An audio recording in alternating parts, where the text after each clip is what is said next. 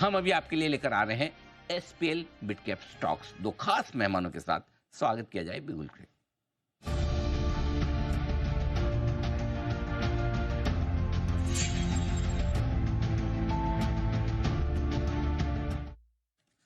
बाजार के जाने माने एक्सपर्ट अमरीश मलिका साहब और जेम फाइनेंशियल से तेजस शाह साहब कार्यक्रम में हो चुके हैं शामिल। आज के हमारे एसपीएल के गेस्ट अमरीश सर, शुरुआत आप करें। बताएं सर, आज के लिए आपकी long term pick. Good morning ji. Long term pick है रामकृष्णा फोर्जिंग, आरके फोर्ज जिसको बोलते हैं, is second largest forging player in India और टोटल कैपेसिटी है 2,29,000 मेट्रिक टन्स की, spread across 7 manufacturing facilities. Subsidiaries के करीब 11 प्लांट है और 79% ऑफ द रेवेन्यू आता है ऑटो सेगमेंट से। प्रिफर्ड सप्लायर है for companies like Tata Motors, Ashok Leyland, V commercial, Daimler in domestic markets और वॉल्वो, मैक ट्रक्स, इविको और Ford in the international markets. करीब 247 कस्टमर्स हैं इनके और अभी एक्सपेंशन और डाइवर्सिफिकेशन कर रहे हैं इनटू ईवी और नॉन ऑटो सेगमेंट्स जो मार्जिन एक्रेटिव होगा। Q3 के जो नंबर्स थे ये मॉडरेट हुए थे, इसीलिए स्टॉक करेक्ट किया था। Q3 ऑर्डर इनफ्लोज करीब 700 करोड़ के हैं, which should be executed over the next 2 to 3 years। Recently जेवी और एक्विजिशन भी कंट्रीब्यूट कर रहे हैं इनके और इन्होंने 16 प्लांट में भी इन्वेस्ट किया है। बैलेंस शीट डीलेवरेज कर रहे हैं और FY27 का जो एक्सपेक्टेड EPS है मेरा करीब 45 का है और इससे टारगेट बनता है 1125 का।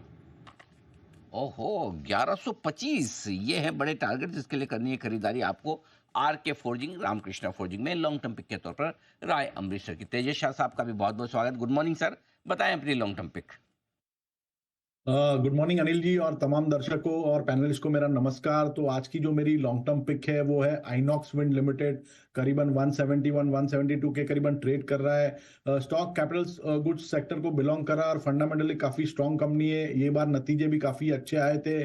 टेक्निकली हमें लग रहा है ये स्टॉक में करेक्शन ओवर हो गया है और स्टॉक ने एक अच्छा खासा बेस बना दिया है 150 और 52 के करीबन। और स्टॉक ने रिसेंटली वीकली चार्ट पे एक बुलिश एनगल्फिंग कैंडलस्टिक पैटर्न भी फॉर्म की थी जो रिवर्सल पैटर्न है।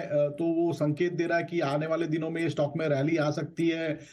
शॉर्ट टर्म जो मूविंग एवरेजेस है 10-20 का, उसका भी एक क्रॉस ओवर आया है, वो भी एक पॉजिटिव संकेत है। स्टॉक जो है रिस्क रिवॉर्ड के हिसाब से काफी अट्रैक्टिव लग रहा है और जो इसका डेली और वीकली चार्ट सेटअप है थोड़ा इंप्रूव हो रहा है। तो करंट भाव पे या डिप में खरीदारी करिए। आइनॉक्स विंड में आपको स्टॉप लॉस लगाना है 152 का।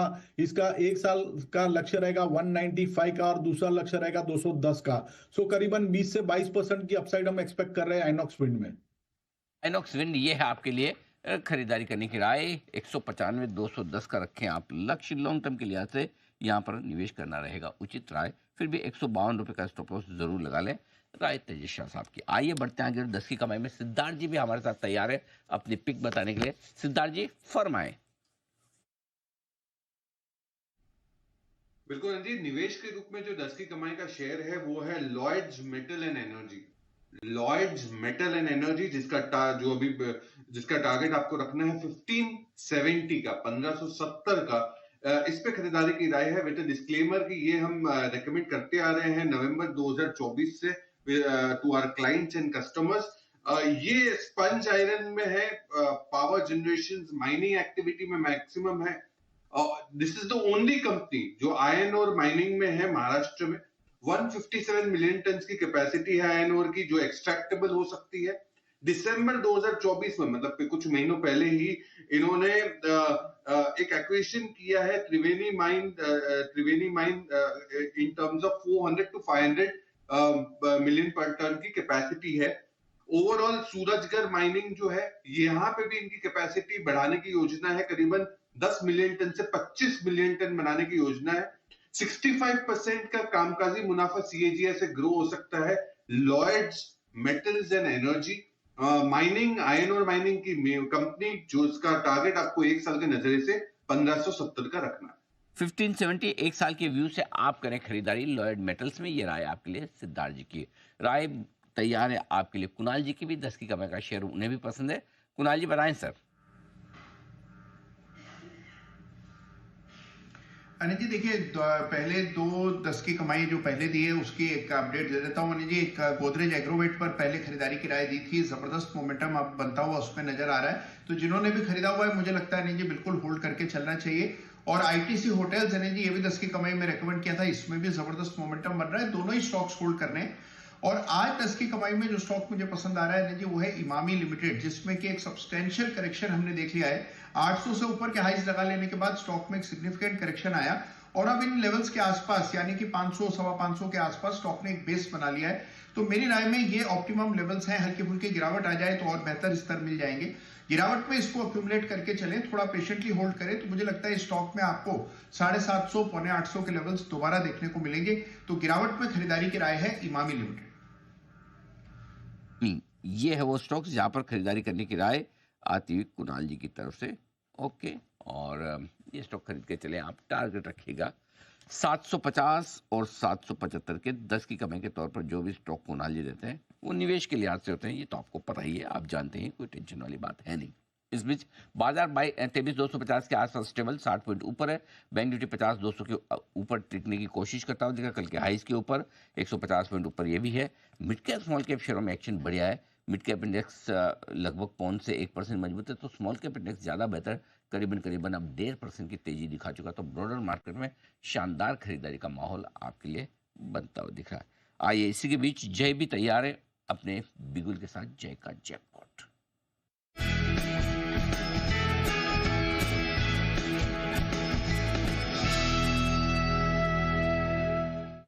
जय जी, बताइए जी। जी अनिल जी, आरती इंडस्ट्रीज फ्यूचर्स पर खरीदारी की सलाह है। 403 रुपए 10 पैसे पर ट्रेड कर रहा है। यहाँ पे स्टॉप लॉस रखना है 395 का। ऐसे तो 400 के नीचे एनर्जी नहीं जाता तो अच्छा है, बट टारगेट्स ऊपर में जो बन रहे हैं इसके, the first target will be 418 418 का, दूसरा टारगेट है 430 का, 418 430, ये तो टारगेट्स के लिए आरती इंडस्ट्रीज को खरीदना है। टेक्निकली अगर पहले मैं बात करूँ अनिल जी, तो काफी पॉजिटिव डाइवर्जेंस है डेली वीकली चार्ट्स पर, so that is one good thing. And second, OI काफी फ्यूचर्स में कम हो चुका है, एंड ऑप्शंस के डेटा भी अनिल जी अगर मैं देखूँ तो अनवाइंडिंग अच्छी खासी कॉल में देखने मिली है। एंड यहीं पे 400 का लेवल अनिल जी है जहाँ पे अच्छे खासा अनवाइंडिंग देखने मिला, पुट एडिशंस भी देखने मिला है, तो 400 उस लिहाज से इंपॉर्टेंट हो जाता है।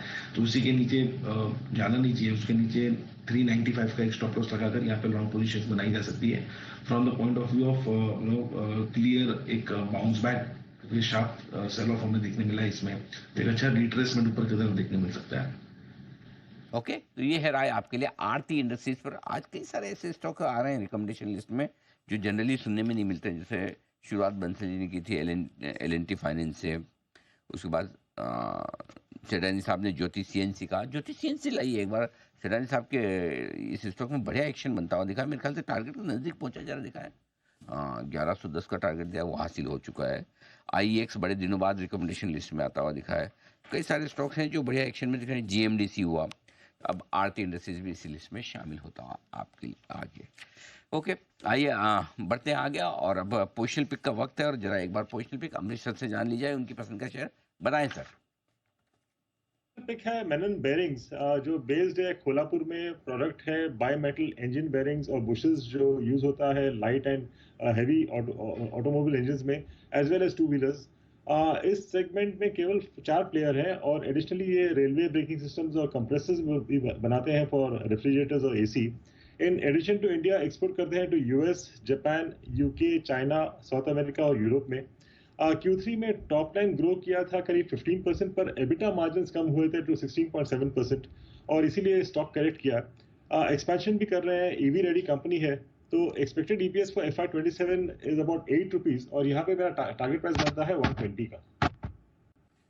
130 ये है टारगेट प्राइस। मेनन बेयरिंग्स ये स्टॉक है 10 एसपीएल मिड कैप्स में, मिड कैप शेयरों में खरीदारी करने के लिए आज से आपके लिए अमृतसर की तरफ से धन्यवाद। आइए, थोड़ी देर में लेंगे हम तेजस शाह साहब से भी उनकी पोजिशनल पिक, लेकिन उससे पहले आज का talk of the town stock है मनापुरम जनरल फाइनेंस। ओके, आज एक बड़ी डील का ऐलान हुआ है, तो इस डील के ऐलान के बाद ब्रोकरेजेस का व्यू क्या है जरा ये जान लीजिए, समझ लीजिए। मतलब जो बड़े बड़े ब्रोकर हैं जो अपनी राय देते हैं, जिनकी राय को बड़ा गंभीरता से लिया जाता है, फॉलो किया जाता है। अच्छा, फॉलो करने से याद आया, आशीष तो हमारे साथ आए गए, फॉलो करने से याद आया, अब आशीष भी क्रिकेट फॉलो करना शुरू कर रहे हैं, और उसका सबूत मिलेगा आज आपको। पूजा जी, सबूत मिलने वाला जी 11 बजे। आशीष तैयार किया, डर तो नहीं लग रहा? थोड़ा सा लग रहा है, ऐसा लग रहा है टेस्ट है, एग्जाम है मेरा। नहीं, टेस्ट में नहीं, आईपीएल है। IPL टेस्ट नहीं, आईपीएल 2020 है। सारे जार्गन समझने पड़ेंगे आज। हाँ मुझे लग रहा है आज मेरी लर्निंग अच्छे से हो जाएगी सर। हाँ, हो ही जाए तो बेटर है। ओके, तो आशीष 11 बजे आपको हाँ कुछ न कुछ एक स्पेशल चीज बताने वाले, समझाने वाले, उसका नाम रखना है हमने आईपीएल इन्वेस्टमेंट पोर्टफोलियो लेसन्स। तो आज 11 बजे मैं, पूजा, आशीष और हमारी टीम के बाकी सारे सदस्य आपके साथ एक विशेष शो आईपीएल को डेडिकेटेड करेंगे। तो क्रिकेट और आईपीएल, क्रिकेट, आईपीएल और स्टॉक मार्केट के उसका एक बढ़िया इंटरेस्टिंग मिक्स होगा आपके लिए। यहाँ पर आपको मजा आएगा देखने सुनने में, तो मिस मत कीजिएगा 11 बजे का ये हमारा शो। और 11 बजे के शो में जो हम ब्रेक लेंगे, तो एक काम और करेंगे, हम ब्रेक हमारे वेशभूषा में भी बदलाव होगा। आईपीएल के मूड के हिसाब से हम करेंगे, बिल्कुल, है ना। तो बिल्कुल, तो 11 बजे वाला ये शो मिस मत कीजिएगा। लेकिन फिलहाल आशीष तैयार है मनापुरम के रिपोर्ट लेकर। आशीष बताएं मनापुरम की पिच रिपोर्ट। बिल्कुल सर, रिपोर्ट बता देता हूँ। वैसे रिपोर्ट आपने बता दी थी ऑलरेडी 1 जैन को आपने ऑलरेडी बता दिया कि ऐसा बड़ा डेवलपमेंट होने वाला है, और उसके बाद से अगर आप देखें तो स्टॉक लगातार एक्शन में बना हुआ है। अब सभी बहुत सारे एनालिस्ट की कवरेज आ रही है स्टॉक के ऊपर, तो दरअसल अगर आप देखें तो सभी का मानना है कि जो वैल्यूएशन मल्टीपल है इसमें काफी बढ़िया सुधार देखने को मिलेगा। खासतौर पर अगर आप देखें तो जो प्राइस टू बुक है किसी भी बैंक, एनबीएफसी या लेंडिंग बिजनेस को नापने का प्राइस टू बुक बहुत बेहतरीन तरीका होता है। तो इसके जो मल्टीपल है, एस्टिमेट्स है, इसमें बढ़ोतरी एनालिस्ट की तरफ से देखने को मिल रही है। अब 3 रिपोर्ट है मेरे पास, एक तो मॉर्गन स्टैनली की तरफ से रिपोर्ट है, एक सीएलएसए की तरफ से और एक एलारा कैपिटल की तरफ से, जहां पर अगर आप देखें तो यहां पर बता दिया गया है कि एक बड़ा ओवरहैंग था वो खत्म हो चुका है, और साथ में अगर आप देखें तो जो प्रीमियम वैल्यूएशन पर यह अधिग्रहण होगा इससे बड़ा बेनिफिट है। साथ में आप देखें जो बेन कैपिटल की तरफ से 4,385 करोड़ का कैपिटल इन्फ्यूजन है, तो ये इनके लिए काफ़ी अच्छा होगा, और इसके चलते जो बैलेंस शीट है ये अपने आप में मजबूत हो जाएगी। जो कॉर्पोरेट गवर्नेंस है ये मजबूत होगा। कंपिटिटिव इंटेंसिटी लिहाज से अगर आप देखें तो ये भी मनोपुरम के लिए काफ़ी बेनिफिशियल है। हालांकि अब तक अगर आप देखें तो जो स्ट्रक्चरल डेफिशिएंसीज और कॉम्पिटिटिव चैलेंजेस थे, इसके चलते मुथूट फाइनेंस के वैल्यूएशन थोड़े से प्रीमियम थे, मनोपुरम डिस्काउंट पर चल रहा था। अब ये जो डिस्काउंट है, ये गैप, ये जो ब्रिज है, ये इसमें एक गैप जो था वो फिल हो जाएगा। फिलहाल के अगर आप देखें तो जो वैल्यूएशन है ये 17.9% के ROEs, और साथ में अगर आप देखें तो ROAs 4.2 ये एस्टिमेट लगाकर चल रहे हैं, और जो लोन ग्रोथ है ये 15% की हेल्दी बताई जा रही है। जो प्राइस टू बुक का वैल्यूएशन मल्टीपल है इसमें भी बढ़ोतरी कर दी, और इसी के चलते अगर आप देखें तो सीएलएसए अक्यूमुलेट की रेटिंग के साथ टारगेट प्राइस में काफी बढ़िया बढ़ोतरी कर रहे हैं। 225 रुपए से सीधे बढ़ाकर 270 कर दिया है। वहीं एलारा कैपिटल की तरफ से जो रिपोर्ट आई है इसमें टारगेट प्राइस 185 से बढ़ाकर 250 कर दिया है। ठीक है, तो ये कुछ पॉजिटिव रिपोर्ट आई हैं मनापुरम फाइनेंस पर, और आज सुबह भी हमने आपको रिकमेंड किया था, और इसके पहले भी जनवरी में ही, शुरुआत में ही हमने आपको बता दिया था कि इस तरह की बड़ी डील होने की बात की जा रही है। मनापुरम फाइनेंस पर आपको क्या एडवाइस दी गई थी, आइए आपको सुनवा देते हैं। Manappuram general finance. मनापुरम हम यहाँ पर 1 से 2 साल के व्यू के साथ खरीदना चाहते हैं। 250, 300, 375 के टारगेट के लिए हर 15% फॉल पर SIP करें। अब इसमें एक इंटरेस्टिंग चीज जो हो सकती है कि प्रोमोटर्स हो सकता है कोई प्राइवेट इक्विटी फंड को लाएं या कोई स्ट्रेटेजिक इन्वेस्टर को लाएं, ताकि कंपनी का एक वो प्रोफेशनल लुक भी और आ जाए। ये स्टॉक की री रेटिंग कर सकता है, और इस लिहाज से हमें लगता है कि वैल्यूएशन के लिहाज से और अगले 6 महीने के क्लीनअप के बाद अगले 1.5 से 2 साल के लिए स्टॉक बहुत इंटरेस्टिंग हो सकता है। बिल्कुल, और मनापुरम फाइनेंस 4% ऊपर कारोबार कर रहा है। एक बार जरा अमृतसर से भी राय ली जाए, क्योंकि उनकी रिकमेंडेशन लिस्ट में भी लगातार रहा है मनापुरम। अमृतसर इस डेवलपमेंट को कैसे देखते हैं, क्या करना चाहिए? ये तो काफी इंटरेस्टिंग और इम्पोर्टेंट डेवलपमेंट रहा है। I think it's extremely positive, not just Manappuram के लिए but I think overall sector के लिए। तो मुझे लगता है कि यहाँ से भी डिसेंट अपसाइड हो सकता है। I mean I will not be surprised यदि यहाँ से अबाउट 12 to 15% का अपसाइड मिले over the next possibly 2 to 3 months। ये है आपके लिए राय मनापुरम पर, फंडामेंटली अमृतसर की तरफ से आती दिख रही है। और इस बीच क्रिस्टल इंटीग्रेटेड, ये सिक्योरिटी सर्विसेज और इस तरह की कामकाज करने वाली कंपनी है। मुंबई मेट्रो, ये मुंबई मेट्रो, मुंबई मेट्रो तो पता है, महा भी है कोई, मुझे देखना पड़ेगा, मैंने भी मुंबई मेट्रो ही सुना था।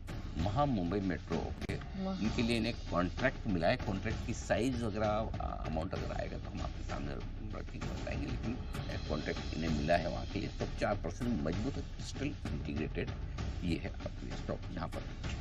आपको 4% का 500 रुपए के करीब पहुंचता हुआ दिख रहा है स्टॉक, 20 रुपए मजबूती के साथ में। अच्छा, मुंबई मेट्रो अलग है, महा मुंबई मेट्रो ऑपरेशन हाँ, वो तो अलग है, मैं तभी तो अलग है। हाँ हाँ है ना, अलग तो है। नवी मुंबई के आगे जो बन रहा है अच्छा, वो महा मुंबई वो में। महा मुंबई मेट्रो। हाँ, मैं वो बोला, मैंने कहा अलग तो है, ये पता है। ये यहाँ वाली तो मुंबई मेट्रो है, महा मुंबई मेट्रो न्यू मुंबई वो तो तरफ है। चलिए बढ़िया।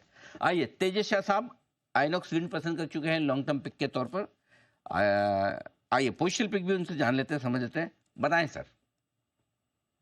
सो अनिल जी, आज की जो मेरी पोजिशनल पिक है वो है श्याम मेटल लिमिटेड। स्टॉक करीबन 854 855 के करीबन ट्रेड कर रहा है। मेटल सेक्टर को स्टॉक बिलोंग कर रहा है। स्टॉक ने एक रिसेंटली ब्रेकआउट दिया था in the first week of March above 800 level. उसके बाद स्टॉक थोड़ा साइडवेज हो गया है और ब्रेकआउट जो आया था काफी अच्छे वॉल्यूम के साथ आया था, तो एक जेन्युइन ब्रेकआउट लग रहा है। स्टॉक जो अपनी लंबी अवधि की मूविंग एवरेज है 200 दिन की, उसके ऊपर कंसिस्टेंटली ट्रेड कर रहा है। सो ब्रॉडर सेटअप काफी स्ट्रांग है टेक्निकली। इमीडिएट बेसिस पे सपोर्ट है स्टॉक का 825 का, और जो बेस है वो करीबन 790 और 800 के करीबन है। तो श्याम मेटल में करंट भाव पे या डिप में खरीदारी करिए। इसमें आपको स्टॉप लॉस लगाना है 789 का। इसका पहला लक्ष्य रहेगा 925 का और दूसरा लक्ष्य रहेगा 995 का। सो करीबन 15 से 17% की हम अपसाइड एक्सपेक्ट कर रहे हैं श्याम मेटल में, और टाइम होराइजन रहेगा 3 to 6 months। है सलाह 995 के लक्ष्य के लिए खरीदारी करने की राय। चलिए अब 10 की कमाई ले लेते हैं सचिन जी की तरफ से। सचिन जी बताइए कौन सा स्टॉक अच्छा लग रहा है आपको? पूजा जी, यहाँ पर इंडिगो मुझे अभी भी शानदार लग रहा है। इनफैक्ट इस सीरीज के शुरुआत में 4500 के आसपास हमने इसे रेकमेंड भी किया था पिक ऑफ द सीरीज में। ओवरऑल स्ट्रक्चर अगर हम देखें तो काफी शानदार लेवल्स के आसपास ये ब्रेकआउट शेपअप हुआ है। ओवरऑल एक काफी कॉन्फिडेंट सेक्युलर बुल रन में स्टॉक रहा है। एक जो रैली बनी थी, एक बेस बना था लगभग अराउंड 2500 के आसपास, वहां से जो रैली बनी थी वो 9 महीने की रैली के बाद एक 9 महीने का कंसोलिडेशन हुआ था। एंड वो कंसोलिडेशन एक डायमेट्रिक फॉर्मेशन में है, डायमंड फॉर्मेशन में है। सो जिस तरीके से ये ब्रेकआउट हुआ है, मुझे लग रहा है काफी बड़े टारगेट्स के लिए वेल पोजीशन हो चुका है। सो 9 महीने से 12 महीने के टारगेट्स के लिए मुझे लग रहा है यहाँ पर स्टॉक अक्यूमुलेट करना चाहिए। थोड़ी सी रैली जरूर हुई है, तो अगर एक पुल बैक मिलता है तो 4870 तक यहाँ पर खरीदारी करने की सलाह होगी। स्टॉप लॉस आपको 4640 पे लगाना है on weekly closing basis. And अगले कुछ महीनों में मुझे लग रहा है ये स्टॉक 6620 से लेके 7400 तक की एक चाल दिखा सकता है। मुझे लग रहा है एक काफी अच्छी वर्टिकल रैली इसमें अनफोल्ड हुई है एंड लगातार 7 से 8 महीने तक ये पर्टिकुलर मोमेंटम कंटिन्यू रहेगा। ओ, वीकली क्लोजिंग पे स्टॉप लॉस 4640 का, लेकिन टारगेट ऊपर 6620 7400। सचिन जी, आपके मुंह में घी शक्कर का मिक्सचर, क्योंकि हमारी इस साल की पिक भी रही है, 1 जनवरी को भी दिया है, उसके बाद 21-22 जनवरी के आसपास 4200-300 पे भी दिया हमने, 4500-600 पे भी दिया। ऊपर नीचे हर एक लेवल पे हम लगातार इंडिगो पर रहे हैं बुलिश, और 7400 तक के लक्ष्य आ जाए तो कहना ही क्या हुआ। बहुत बढ़िया, तो अच्छा स्टॉक बढ़िया मजबूती के साथ आगे बढ़ता हुआ दिख रहा है। तो ये इंडिगो वो स्टॉक है जो हमारे लगभग सभी एक्सपर्ट्स को आ रहा है, बेहद बेहद बेहद पसंद। आइए बढ़ते आगे, राजेश पालिया जी भी हमारे साथ जुड़े हैं। आइए उनसे लेते हैं उनकी पसंद का 10 की कमाई का इन्वेस्टमेंट पिक। पालिया साहब बताएं सर। तो अनिल जी, 10 की कमाई में जो स्टॉक पसंद आ रहा है वो है टू व्हीलर स्पेस से, और उसमें हीरो मोटर हमें यहाँ पे पसंद आ रहा है। स्टॉक में काफी बड़ा करेक्शन हमने पिछले कई हफ्तों में देखा है। लोअर साइड पे स्टॉक ने एक बेस बना के यहाँ पे एक रिकवरी के साइन बनते हुए दिख रहे हैं। स्टॉक में डेली चार्ट पे देखें तो एक फॉलिंग ट्रेंड लाइन का ब्रेकआउट भी आते हुए दिखा है, और स्टॉक अब 20 डे मूविंग एवरेज के ऊपर सस्टेन होते हुए दिख रहा है। हमें लगता है जिस तरीके की रिकवरी बनी है यहाँ पे ये मोमेंटम फर्दर एक्सटेंड होते हुए दिख सकता है। अपसाइड के टारगेट पोजिशनल पर्सपेक्टिव से हम 3620 के आसपास, तो 20 के स्टॉप लॉस के साथ आप करें खरीदारी इसमें। और ये है हीरो मोटोकॉर्प, ये भी हमारा कल स्टॉक ऑफ द डे था। दोनों कल के स्टॉक ऑफ द डे, कल भी और आज भी, दोनों दिन कमाल करते हुए दिख रहे हैं। टारगेट आप देखिए 3800 और 3850 के ऊपर की तरफ आपके लिए आते हुए दिख रहे हैं हीरो मोटोकॉर्प में। बहुत ही बढ़िया। आइए बढ़ते आगे, और अब वक्त है हमारी खास चीज मार्केट आउटलुक का।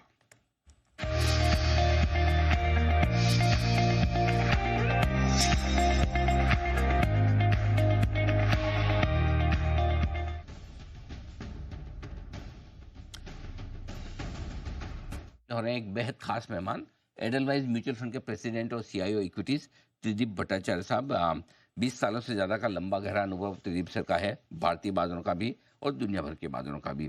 अभी तो आप एडलवाइज म्यूचुअल फंड में हैं, लेकिन उससे पहले भी आप एक्सिस एसेट मैनेजमेंट कंपनी वहाँ पर आप रह चुके हैं। उसके अलावा कई बड़े दिग्गज संस्थानों में काम करने का आपका अनुभव है, जिसमें यूबीएस जैसे बड़े ऑर्गेनाइजेशंस भी हैं। आपने आईआईटी खड़गपुर से बीटेक की डिग्री हासिल की है इलेक्ट्रिकल इंजीनियरिंग में, और उसके बाद एसपी जैन इंस्टीट्यूट से आपने post graduation diploma in business management भी हासिल किया है। यानी कि दोनों ही तगड़ी डिग्री लेकर त्रिदीप भट्टाचार्य साहब अब फंड मैनेजमेंट में हैं। सर बहुत बहुत स्वागत है आपका, गुड मॉर्निंग, धन्यवाद हमें समय देने के लिए। और देखिए आपके आते ही बात करते करते सर डे हाइपर निफ्टी है 23,300 की तरफ बढ़ता हुआ दिख रहा है। पिछले 4-5 दिनों में बड़ा जोश बाहर लौटी है। बड़ा सवाल ये कि क्या ये मान लें वर्स्ट इज ओवर, क्या बाजार के लिए जो खराब होना था, जितना खराब होना था वो पीछे रह गया, या खतरा अभी टला नहीं है? जी, सो आपके बहुत फेमस शो में मुझे इनवाइट करने के लिए बहुत बहुत धन्यवाद आनंद जी। मैं ये कहूंगा कि इसको दो भाग में देखना चाहिए, एक है मैक्रो अनसर्टेनिटी, दूसरा है अर्निंग्स रिलेटेड रिवाइवल। सो मैक्रो अनसर्टेनिटी का एक बड़ा जो पिछला 1.5 साल का एक अंतराल रहा है, ये मार्केट्स के लिए काफी उथल पुथल वाला रहा है, क्योंकि पिछले 1.5 साल में टॉप 20 ग्लोबल नेशंस में से कम 50% से ज्यादा देशों में इलेक्शंस हुए हैं। और जब भी इलेक्शंस होता है तब पॉलिटिकल नैरेटिव बढ़ जाता है और इकोनॉमिक डिसीजन मेकिंग थम जाता है। इसका एक हम लोग को इम्पैक्ट इंडिया में भी देखने को मिला है और बाकी काफी सारे देशों में दुनिया में देखने को मिला है। मैं इसको ये इसलिए हाईलाइट कर रहा हूं कि इसका जो लास्ट लेग है वो है basically Trump and his policies, trade barriers, tariffs and what not, जो कि ये अप्रैल 1st वीक के बाद ये खत्म हो जाएगा। उसके बाद एक जो मैक्रो अनसर्टेनिटी पिछले 1.5 साल से बनी हुई है और स्लगिशनेस इन डिसीजन मेकिंग, वो कम हो जाएगी। उसे एक मार्केट हेट्स अनसर्टेनिटी, तो वो एक बड़ी मैक्रो अनसर्टेनिटी से हम बाहर आ रहे हैं। लेकिन दूसरा जो अर्निंग्स रिलेटेड अनसर्टेनिटी है वो मेरे ख्याल में कुछ क्वार्टर्स और चलेंगे।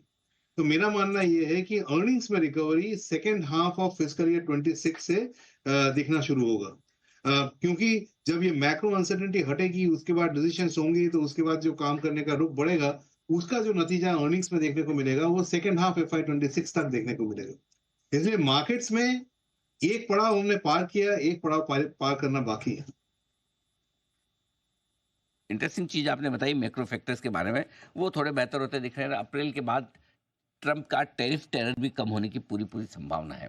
अच्छा, अब दूसरी बात जो है वो ये कि काफ़ी लोग इंतज़ार कर रहे थे कि भाई पैसा लगाना है, थोड़ा ठीक हो जाए मार्केट फिर लगाएं, क्योंकि पता नहीं मतलब ऐसा आज पैसा लगाने की सोचूं, नहीं लगाया, कल दूसरे दिन देखो तो और नीचे भाव मिलता था, ऐसे ही लगातार सिलसिला चला था। ये अब 4-5 दिन ऐसे हो गए जब आज सोचूं नहीं लगाए तो कल ऊपर दिन मिल रहा है। तो वो जो मिस कर गए लगाने के लिए, क्या अभी देर तो नहीं हुई?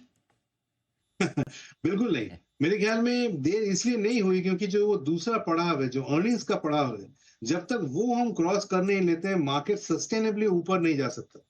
सो उसके जब एक मैक्रो रिलीफ रैली मेरे ख्याल में यहाँ से लेके मे बी अप्रैल में जो भी थोड़ा बहुत देखने को मिले, उसके बाद जब अर्निंग्स अगर वीक आए तो वापस से एक करेक्शन देखने को मिल सकता है। नेट हम ये जो स्थिति है इससे पूरी तरीके से बाहर निकलेंगे सेकेंड हाफ फिस्कल ईयर 26 तक। तो तब तक और उसके पहले तक थोड़ा सा समय है इन्वेस्ट करने के लिए। लेकिन मैं आपके शो में पहले भी कह चुका हूँ, अभी भी कह रहा हूँ कि जब बाहर माहौल अच्छा ना हो तब पैसे डालने का समय है, तब सिर्फ बंद करने का समय नहीं होता है, तब एक्चुअली ग्रेजुअली सिर्फ डालने का समय होता है, क्योंकि तब प्राइसेस बेहतर मिलते हैं। तो दोनों में से आप एक ही चूज कर सकते हैं, या तो प्राइस या फिर न्यूज फ्लो। तो अगर प्राइस बेहतर चूज कर ले तो बाकी सब्सिक्वेंट रिटर्न बेहतर होने का अंदाजा है। तो कुल मिला के मैं ये कह रहा हूँ कि ये जो भी वीकनेस मिले और अभी जो भी मार्केट है, यहाँ पर भी अगले 3-4 महीने से मैं 3-4 महीने में स्टैगर करके इन्वेस्ट करने के लिए मुनासिब समय है। ठीक बात है, यहाँ से भी आप निवेश करें, ये आपके लिए बेहतर समय है और कोई ऐसी खास दिक्कत वाली बात नहीं है। अगले 1 से 2 क्वार्टर बाजार मौके देगा भी, लेकिन मौके दिग्गज शेयरों में तो सब कहते हैं कि भाई चलो ठीक है खरीद लीजिए, वहाँ सेफ्टी भी है, रिस्क भी कम है। मतलब रिस्क कम है, सेफ्टी तो क्या बोलेंगे, लेकिन हाँ कमाई भले कम हो। लेकिन मिड कैप और स्मॉल कैप शेयर क्या ये खरीदने लायक हो गए सर? जी, तो इसको समझने के लिए थोड़ा वैल्यूएशंस देख लेते हैं पहले। तो अगर आप वैल्यूएशंस देखें तो लार्ज कैप अपने 10 साल एवरेज के मुताबिक 5% डिस्काउंट में आ गए। तो वो तो जो आपका कहना बिल्कुल दुरुस्त है कि लार्ज कैप्स तो एकदम सही जगह पे, इनफैक्ट थोड़े से अंडर वैल्यूड है।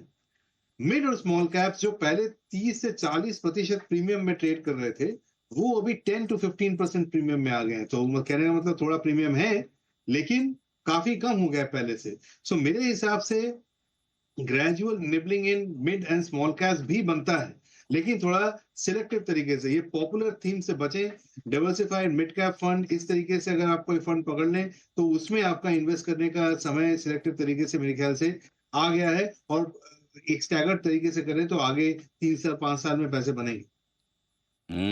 बिल्कुल ठीक बात है। ये mid cap small cap share में 3 से 5 साल का व्यू है तो पैसे बन जाए। अब एक बड़ी चीज जो सर आज बाजार को बड़ी प्रसन्न कर रही है, एफआईएस की बड़ी खरीदारी है।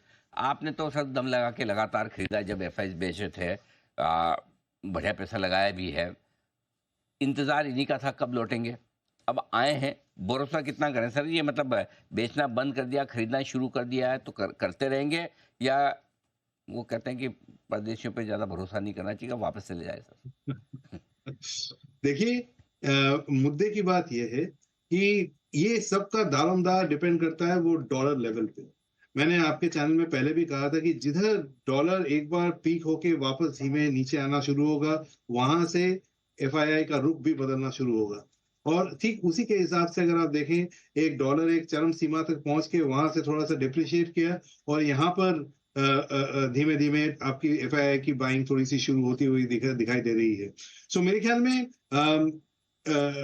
ये ट्रम्प रेजिम में love me not kind of scenario FII का तो शायद चलता रहे, बट मेरे ख्याल में जो ध्यान देने वाली बात यह है कि जब अर्निंग्स आ जाए तब एफआईआई हो या डोमेस्टिक हो, सबको खरीदने में मजा आता है। तो मेरे ख्याल में ये थोड़ा सा एक ब्रीफ अंतराल है, उसको पार करते हुए आगे एफआईआई भी वापस आएंगे और डोमेस्टिक भी अपना जो तेजी है वो बरकरार रखेंगे। के वापस आएंगे, कहाँ जाएंगे?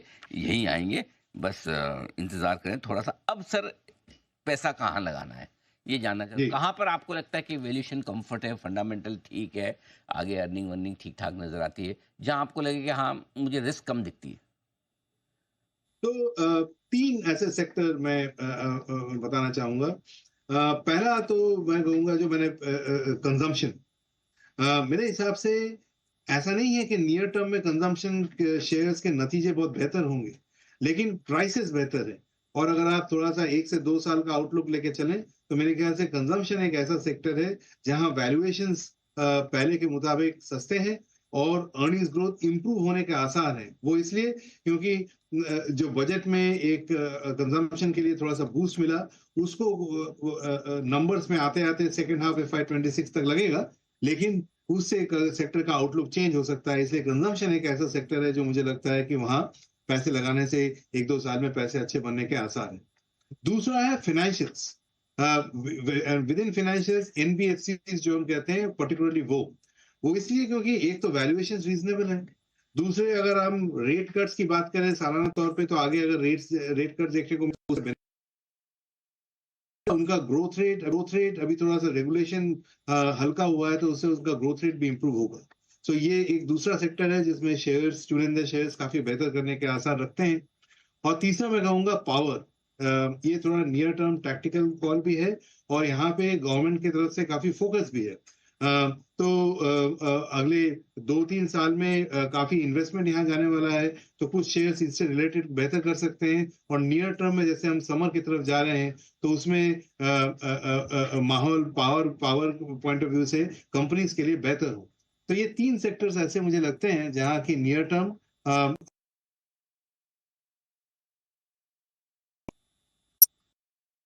फाइनेंशियल्स और पावर, ये 3 सेक्टर हैं जहां पर बढ़िया एक्शन देखने को मिल सकता है निवेश करने के लिहाज से। ये सेक्टर्स रहेंगे बेहतरीन। त्रिदीप सर बहुत बहुत धन्यवाद आपका। लेकिन धन्यवाद दूंगा 1 मिनट उससे पहले मुझे अभी पता चला है सर आपको एक बधाई देने का मौका बनता है। आपके फंड्स को आपको कुछ बड़े अवार्ड्स मिले हैं, ऐसा मुझे सुनने में आया, मैं वही ढूंढ रहा था। हाँ, आपके फंड को बेस्ट स्मॉल और मिड कैप इक्विटी फंड का अवार्ड मिला है, आपको बेस्ट एसेट मैनेजमेंट कंपनी का भी अवार्ड मिला है। सर बहुत बहुत बधाई और शुभकामनाएं हमारी तरफ से। Thank you very much. ये सब आपका भरोसा है, हमारे पार्टनर्स और डिस्ट्रीब्यूटर जिन्होंने हम पे कॉन्फिडेंस रखा, उनका नतीजा है। और हाँ, ये बात सही है। तो उम्मीद करते हैं कि आगे और बेहतर समय देखने को मिले। Thank you very much. बिल्कुल सर, और आप इसी तरह से बहुत अच्छा काम करते रहें, अपने निवेशकों के लिए वेल्थ बनाते रहें और ज़्यादा से ज़्यादा अवार्ड जीते हैं। हमारी शुभकामनाएं सर। धन्यवाद आज समय देने के लिए। Thank you so much sir, बहुत बहुत शुक्रिया। एक छोटा सा ब्रेक है, ब्रेक के उस पार आ रही है आपके लिए शॉर्ट टर्म पिक्स और वागले साहब की तरफ से एक पिक भी।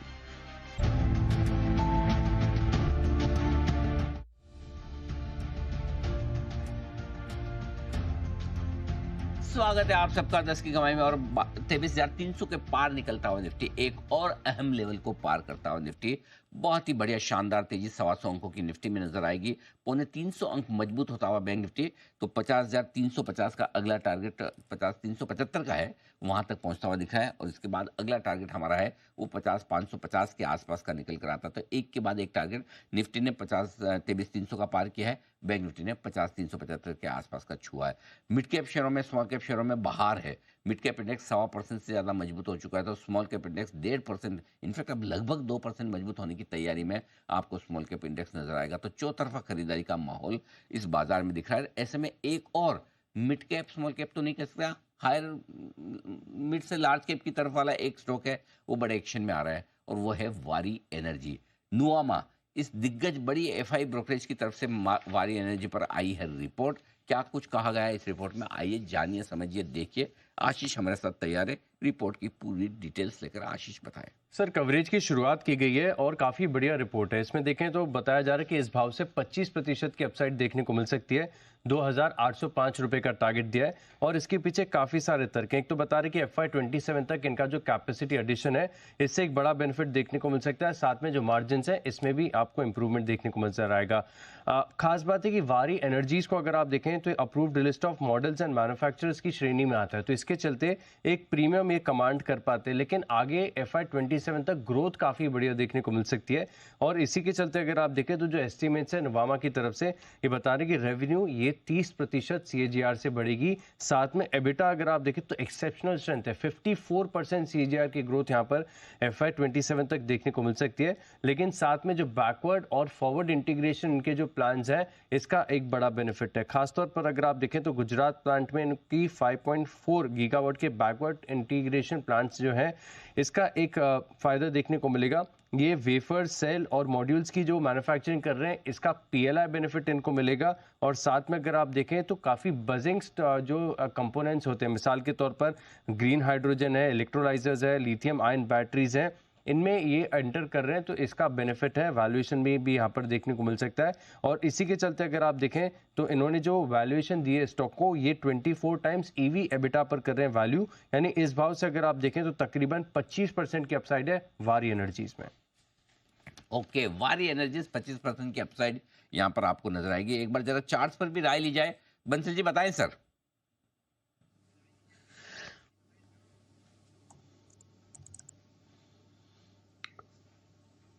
अनिल जी एक सेकंड लूंगा। अनिल जी, वारी एनर्जीज में देखें तो एक रिवर्सल देखने को मिल रहा है। यहाँ पर टेक्निकली शॉर्ट टर्म चार्ट्स पर एक ब्रेकआउट भी है, 2300 के ऊपर निकला है और एक मच अवेटेड रिबाउंड, एक मच अवेटेड अपमूव यहाँ देखने को मिल सकता है। यहाँ पे स्टॉप लॉस 2270 2270 का एक स्टॉप लॉस लगाना चाहिए। 2400 प्लस लेवल्स के लिए इन स्तरों पर मतलब कि एक स्ट्रॉन्ग प्रबल दावेदार है, तो रिस्क वर्थ टेकिंग लगता है। 2270 का स्टॉप लॉस, 2400 प्लस के टारगेट के लिए वारी एनर्जीज पर खरीदारी की राय है। बंसल जी, वो खरीदारी राय तो ठीक है, लेकिन आज मैं आपसे नाराज नहीं हुए। इतनी मुश्किल से छींक रोक रखी थी, मैं आ रही थी, मैंने कहा जल्दी से छोटा सा सवाल पूछ के बंसल जी को बोल दूं।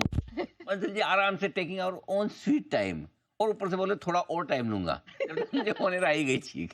जी बंसल जी। नहीं अनिल जी, गलती नहीं है अनिल जी। देखिए पहली बार वारी का चार्ट ऐसे ऑन एयर पूछा गया अनिल जी। अब वो नॉर्मली क्या करता है अनिल जी, मेरे ऐसा आदमी जो AI में अपना कोर्स ट्रांसलेट कर रहा है, W के आगे A लगाएगा, R लगाएगा। अब यहाँ पे अनिल जी W के बाद 2 R, फिर 2 A, फिर 2 R। अनिल जी वो तो थैंक्स टू PCR जिसने ग्राफिक्स फायर कर दिए, जहां देख के मैं चार्ट को खोल पाया अनिल जी। उससे पहले आशीष जो 5 मिनट से बोल रहा था वो रिपोर्ट के बारे में, सब खोला नहीं है आपने कि चार्ट खोल के रख ले रहे। नहीं बंसल जी, आज तो आपकी वजह से मैं पहली बार लाइफ में ऑनर छीका हूँ। जिम्मेदार सिर्फ और सिर्फ बंसल जी है। मेरा जुकाम सर्दी वगैरह कुछ भी नहीं। आइए वागले साहब के लिए एक बिगुल है, वागले का बंडल।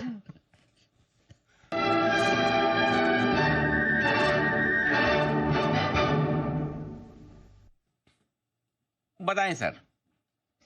अनिल जी, बाय करना है कोल इंडिया 404 रुपए 50 पैसे, 404 रुपए का करंट प्राइस है। 398 398.50 का स्टॉप लॉस होगा, 1% के हल्का सा ऊपर, और मुझे लगता है ये 415 तक 1 से 2 दिनों में जा सकता है। अगर आप थोड़ा सा लंबा अरसा देंगे या stock of the next week करेंगे तो मुझे लगता है 425 से 430 तक ये स्टॉक जा सकता है। उसके लिए भी प्ले कर सकते हैं, तो उसमें उसके लिए रिस्क टू रिवॉर्ड काफी अच्छा होगा, क्योंकि आपकी रिस्क सिर्फ 5 रुपए होगी और आपको यहाँ से लगभग 20-25 रुपए में भी इवन उससे ज्यादा अपसाइड पूरे वीक में मिल सकती है। ठीक है, 415 430 के होंगे टारगेट और स्टॉप लॉस लगाइए 398 का। ये है सलाह कोल इंडिया पर आपके लिए। चलिए अब 10 की कमाई का पिक है बंसल जी की तरफ से। बंसल जी बताइए। पूजा जी, 10 की कमाई का स्टॉक पिक है गोदरेज इंडस्ट्रीज। ये भी वन ऑफ दो स्टॉक है जो मार्केट के साथ गिरा नहीं है, अच्छे स्ट्रेंथ दिखा रहा है और कंटिन्यूसली इसमें देखें तो पिछले 20-25 दिनों से continuously higher top higher bottoms का रुझान है। तो यहाँ पर छोटा सा टारगेट है 1335 के टारगेट के लिए, बट नजरिया भी छोटा है। 2 महीने का नजरिया बना के 1335 के लक्ष्य के लिए गोदरेज इंडस्ट्रीज में निवेश की राय है। ओके, गोदरेज इंडस्ट्रीज ये है वो स्टॉक जहां पर निवेश की राय है। और इस बीच जय ने जो आपको दिया था आज 23,265 के आसपास, 23,300 का कॉल ऑप्शन 3 अप्रैल वाला, उसका पहला टारगेट 260 रुपए का टारगेट हिट, मुहर लग चुकी है। जय को बधाइयां हम भेज रहे हैं सीधे सीधे अभी यहीं से डायरेक्ट। आइए तब तक तैयार है शॉर्ट टर्म पिक अमृतसर की तरफ से। बताएं अमृतसर। इलेक्ट्रिक एक प्योर ईवी प्लेयर है इंडिया में। Vertically integrated technology और manufacturing capabilities है for EVs और EV components including cells,